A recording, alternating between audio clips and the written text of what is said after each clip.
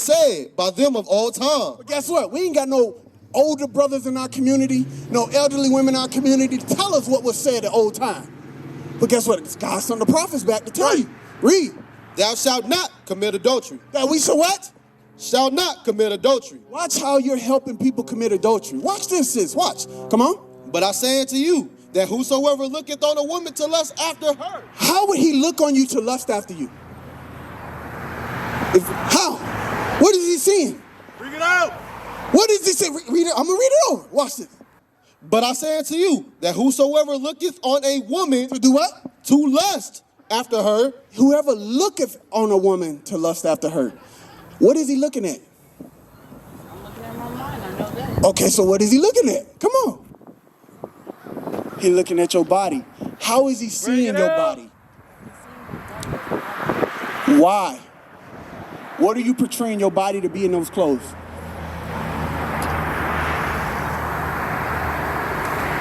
Come on. I know it's hard to say. Wearing those clothes, what are you showing him? You just dress like this, then what do you act? So give me that in Proverbs 7 and 10. Yeah, but we're not worried about them. We're not worried about them. We worried about one person changing one heart and one soul every day to make our community better. And that's where you see it started. It started with one person having a vision in the heart of God, and it's changed a nation of people to come back to the commandments of God. That's right. So we're trying to tell you, cover yourself up to get that man that when you get of age to marry, that man won't look upon you for lust. He will look upon you uprightly and honor marriage. Read. Proverbs chapter 7, verse 10. Bring it out. And behold, there met him a woman with the attire of an harlot. What's a harlot? Come on, what's a harlot? You want me to say it for you? A hoe, right? Come on, read it out, read it out. And behold, there met him a woman with an attire of a harlot. She had on the clothing of a hoe. What does hoes wear? Okay, I ask you. Hoe is Cardi B, Megan Thee Stallion, Kim Kardashian. What are they wearing? Right. They wear what? I said they wear tight clothing. So, you wearing those tight clothing is portraying you to be an upright, righteous woman, or it's telling that man that you a hoe? What is it telling him? What is it telling that man? Because he don't know you for nothing. So when he see, what do you think he's seeing? He's seeing with the second part that you just said. So he thinks you're a what? So guess what he's going to try to get from Bring it you? out. Pussy, what you That thing which is precious to you, right. But guess what? When you dress right, and we have older men and women teaching right, guess what? Go to Matthew 5. Watch, this is what happens. Read. Matthew chapter 5, verse 28. But I say unto you, that whosoever looketh on a woman to lust after her hath committed adultery with her already in his heart.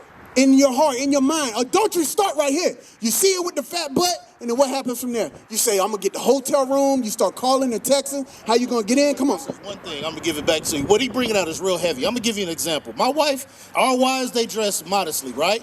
So guess what? Men are afraid to talk to my wife. You want to know why? Because of how she carries herself. The reason why when she walks up, they know that she's not just none of these regular women out here on the streets that they can do anything they want to. There's been times where they needed help, and she could have helped. Hey, they need jumper cables, right? I got them in my truck. But guess what? They too afraid to ask because they don't want, for one, they know she's not like any other woman. And then for two, if things go wrong, guess who they got to answer to? They got to answer to me. That's what we want for you. We want a man that is going to protect you just like we protect our own lives. But if you don't carry yourself in that manner, guess what? You're going to keep attracting the same no good niggas. That's what's going to happen. Guess what? I take care of my wife. These men take care of their wives. This is what we want for our community. We want to continue to build our people up so that they can have these righteous things among the world. Why is it that the black community, we have the highest rate in divorce? Why do we have the highest rate in single-parent households? It's because we chose not to keep God's laws. We chose to get away from what this Bible says. Everybody sit there and says that what we're teaching, I ain't going to say everybody, but some people say what we're teaching is wrong, right? So give me a law. I'm going to show you something real quick. I want to ask a question. What is so bad about keeping the law? I'm going to show you this. Give me Exodus 20, thou shalt not steal. Read that. All right.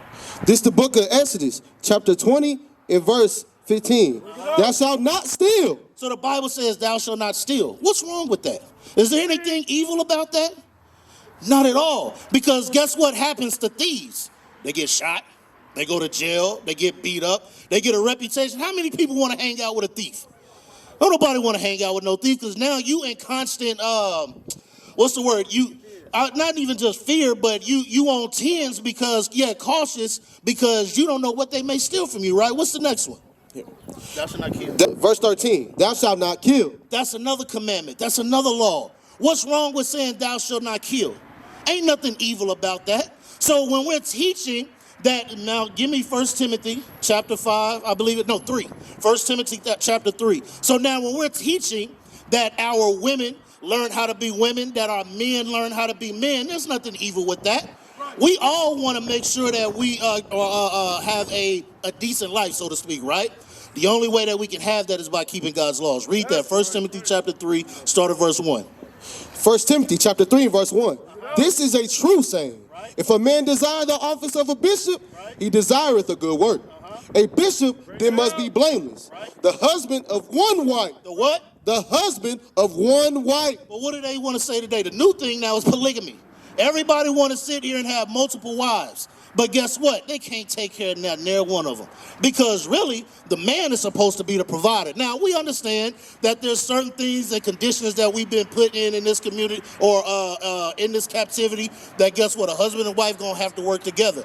The man may not be able to hold it all just by his job. So we understand that, right? There's nothing wrong with that. But if you can, the man is supposed to be the sole breadwinner, right? Come on. Vigilant, sober, and of good behavior, given to hospitality, apt to teach. So these are qualities of a good man. These are the qualities because a lot of times women always say, I want to find a good man, right? They want to find a good man.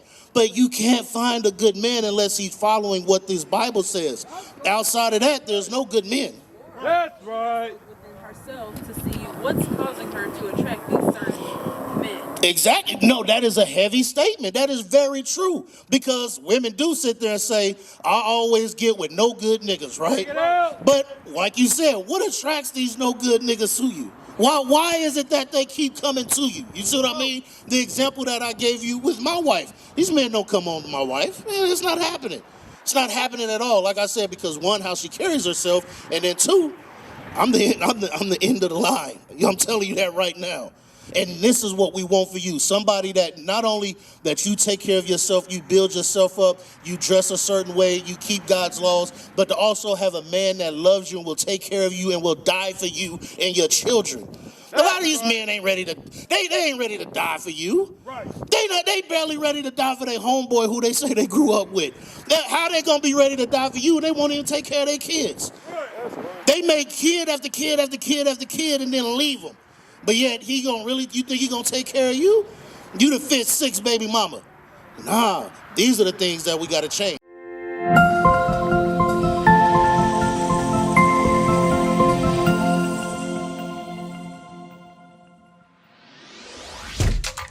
Shalom, Israel. This is Bishop Nathaniel. I want you to know that you can view all our Sabbath classes live on IUIC TV. That's right, I said on IUIC TV. Download the app today. Shalom. What is a nation? Nation is family.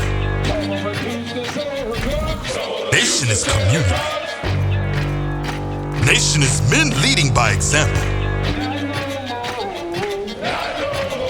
Nation is women's support. Nation is children with role models. Nation is unity.